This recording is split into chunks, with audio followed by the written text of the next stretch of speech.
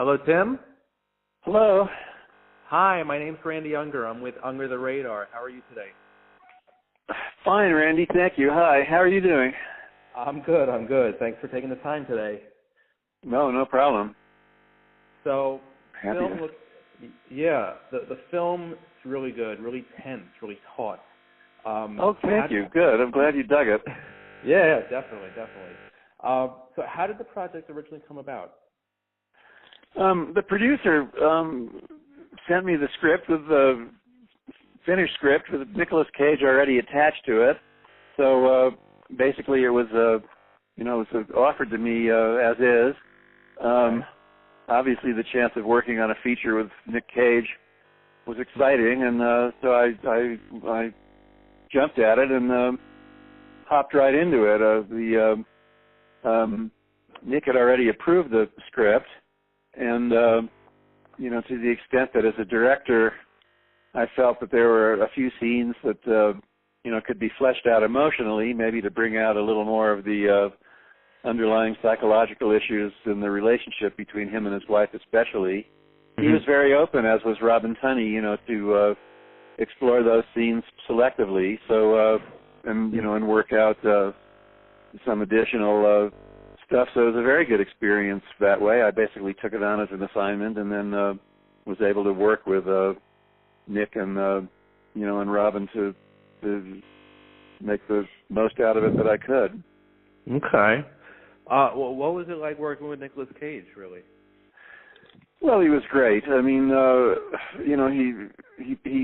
he does a lot of pictures over the course of a year, and as far as I can tell, he's pretty great in all of them. But a director could possibly worry at the beginning that maybe he just doesn't that maybe he doesn't care as much about some as he does about others, and because he does so many. But the opposite is in fact the case. He showed up completely committed to the material. He knew the material backwards. He understood the character. He had very strong ideas about how he wanted to look, how he wanted to play it, and was very open to, as I said, to working on selected scenes if I could make a case that we could get more out of them. So he could not have been more professional. Everybody, of course, was excited to work with him. Robin had always wanted to work with him, and I think she made the most of the opportunity. Mark Lucas and Ernie Lively, who played the sheriff and the truck driver, who I had worked with in television shows and brought into the picture, were, of course, thrilled to be playing scenes with Nick. And I think Nick just brought his best game to it and brought everybody up. Mm-hmm. Yeah, it definitely shows. Like it seems as though it doesn't even seem like a movie. It seems like it's actually happening, especially the relationship between Cage and Tunney is really phenomenal. Great. Yeah. Do you hope to work with Nicolas Cage again in the future?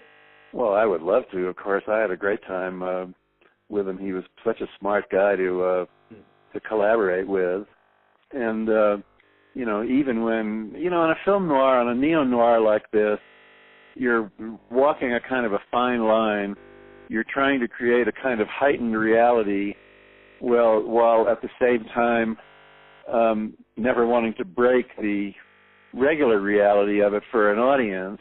And and Nick is working in a much quieter register than some of the pictures that he's done lately. Right.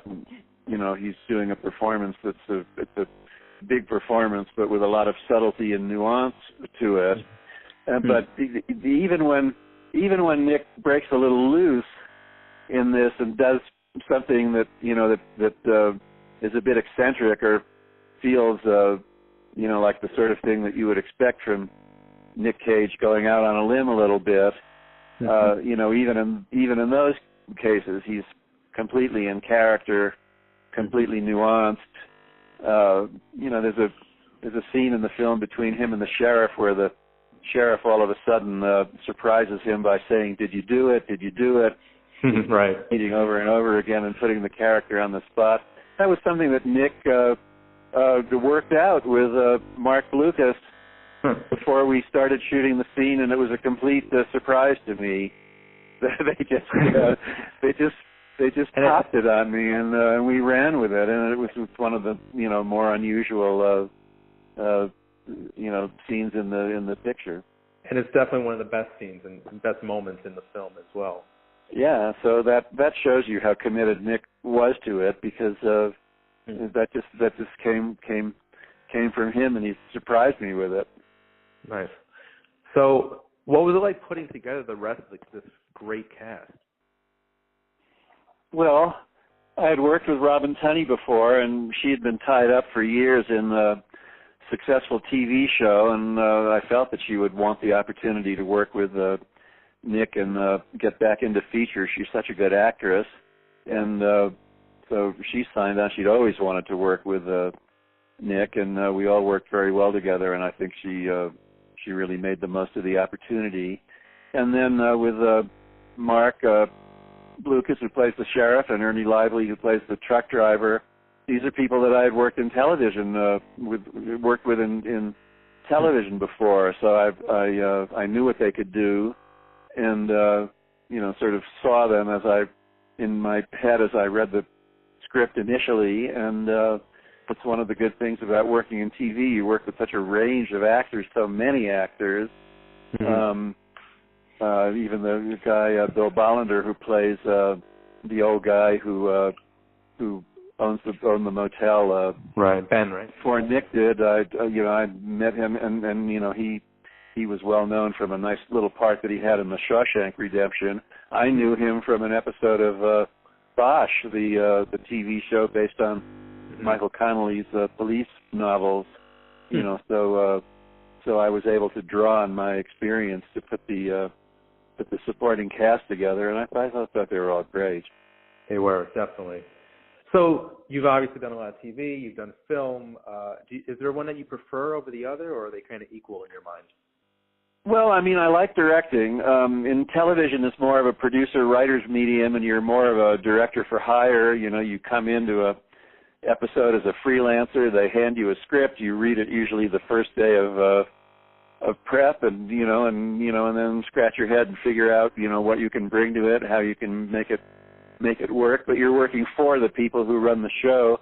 On a feature film, the director has more control. It's even on a thing like even on a film like this, where the script and the star were attached to it before I came to it, I was still able, I think, to bring a certain amount of style to it, or whatever it was that I could bring to it, and it was more under my control once we started shooting. So they're two different experiences. Was wonderful to do a feature film. I hope I can do more of them. But sure. Bottom line is, I'm a guy who likes to work, and I love directing. So I love the process. Any way I get to do it. Okay. So there's obviously a very strong Hitchcockian vibe here. Was Mr. Alfred Hitchcock an inspiration for you in this film? Hitchcock was definitely an inspiration, as were a number of other great directors of classical film. I'm a film geek, and I love Hitchcock. I love Otto Preminger. I love Fritz Lang.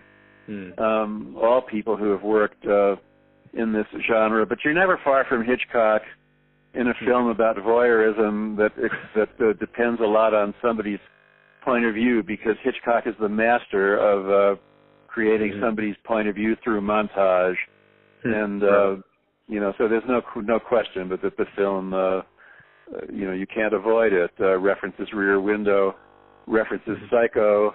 I spend a lot of time thinking how to do it differently, how to make it my own,